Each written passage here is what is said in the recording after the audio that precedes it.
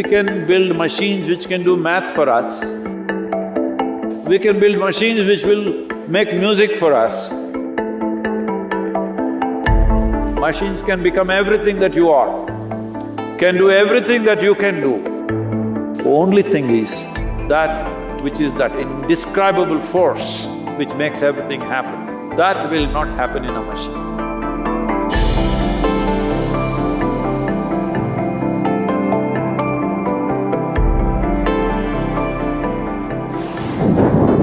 Experts say that human intuitions are essentially biochemical responses of our body. It is like an inherent and inbuilt biochemical algorithm. If that is so, then artificial intelligence can be powered to recreate human emotions. Are human intuitions truly biochemical algorithms, or are they something more profound? Whoa. Well, does human intelligence have something to do with the biochemical activity that's happening in our system? Absolutely. Well, when you know today that you being mentally balanced or imbalanced, you being stable or unstable, you being clear or unclear in your mind, has a chemical basis to it, or even you being happy or unhappy, loving or not loving, joyful or miserable, all has chemical basis. One way to understand this is, it is all a question of intelligence. Right now, as you sit here or wherever you sit, whether you make this experience of sitting here beautiful or ugly is a matter of intelligence, and it is also a matter of chemistry. They are not different. It is completely wrong to understand intelligence as thought. Thought is just one small expression of intelligence. This is a folly that modern societies have made because the modern education system has made people believe that thought is the only form of intelligence. If thought is the only form of intelligence, you will naturally understand that accumulation of data, analyzing data and projecting this data according to your analysis is intelligence. Well, this is a process that any machine can do.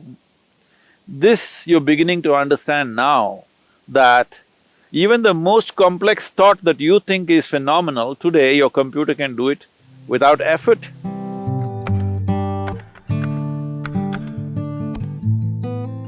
Do you see a simple calculator can do more mathematics than your teacher can do?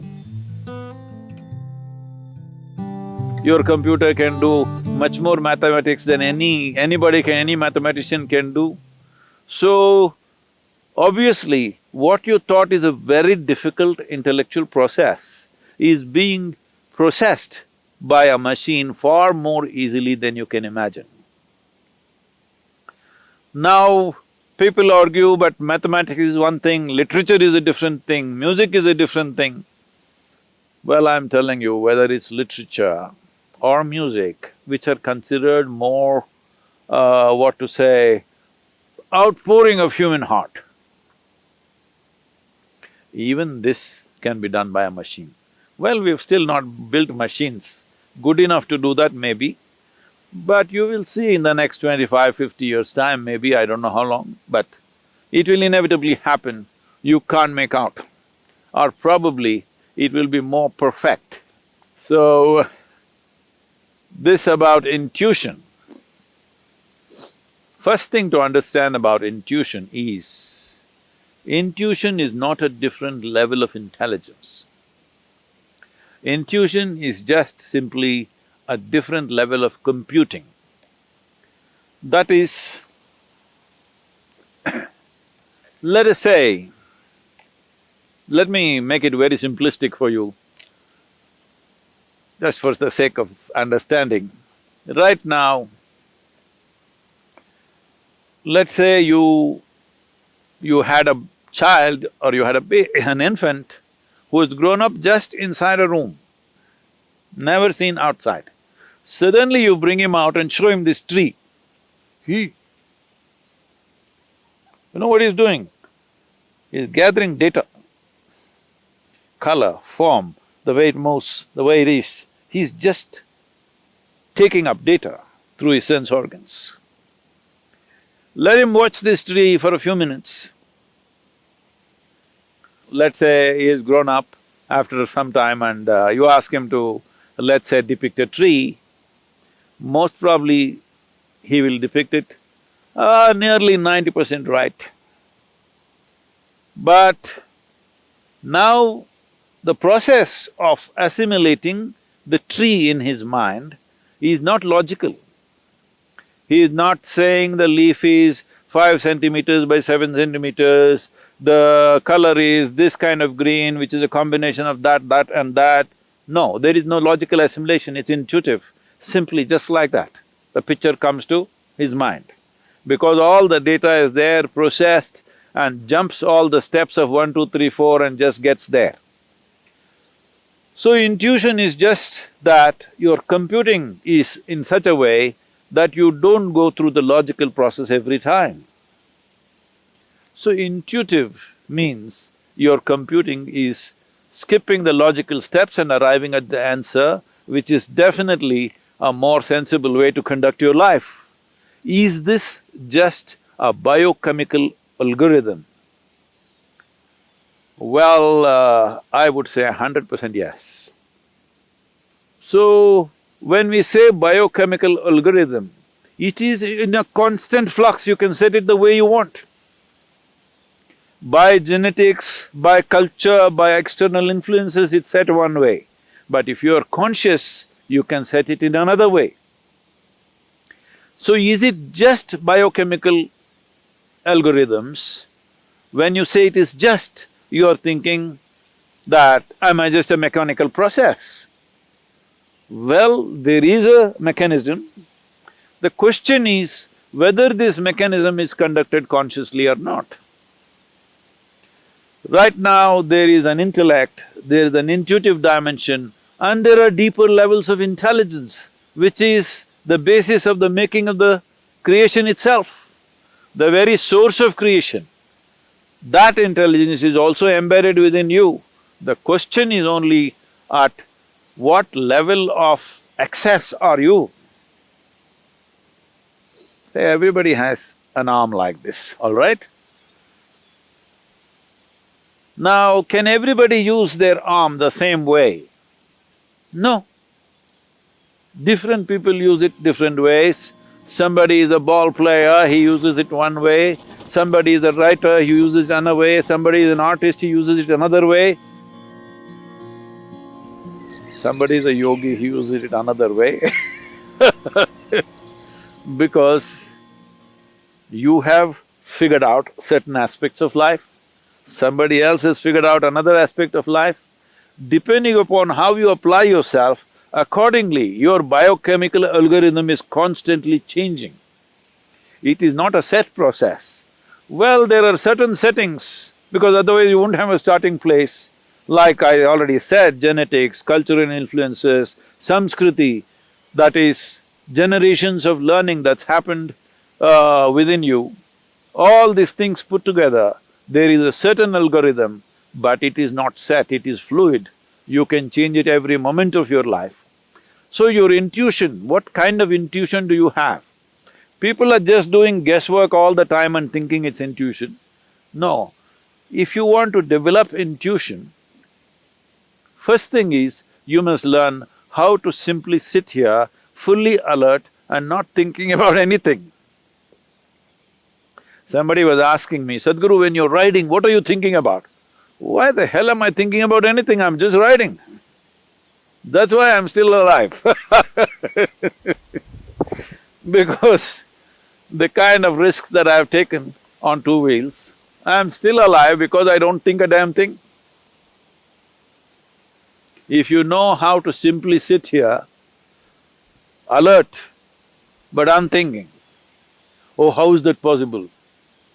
I'm asking, how is it possible for you to think when so much is happening out here? If you pay attention, you will not think.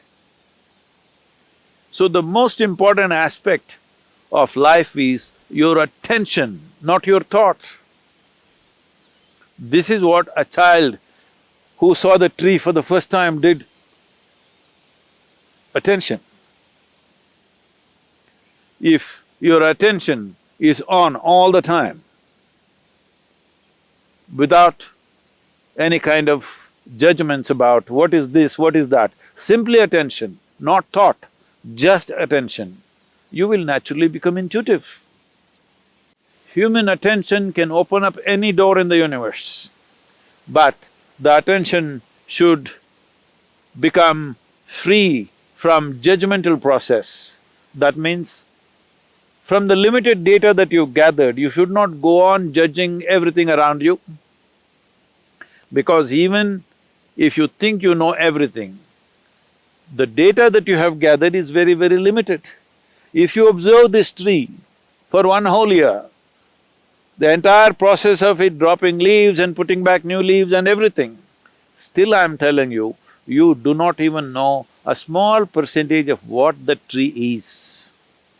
If you want to understand the biochemical algorithm of that tree, we do not know how long it will take for you to grasp that. So this is a much, much more complex mechanism than the tree.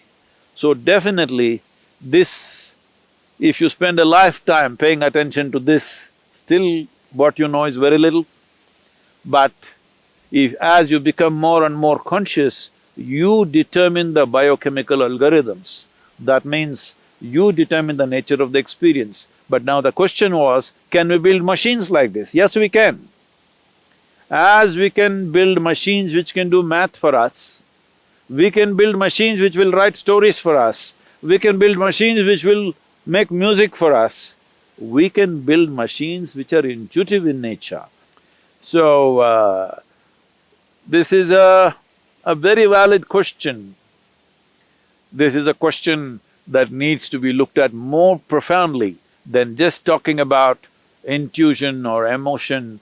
It needs to be looked at as a life process, because life process is such, there is no separation between intelligence, intuition, thought, beat of the heart, function of the liver, function of the kidney, or what the spleen is doing, what the brain is doing, there is no differentiation. It is one seamless function. To grasp it that way is most important.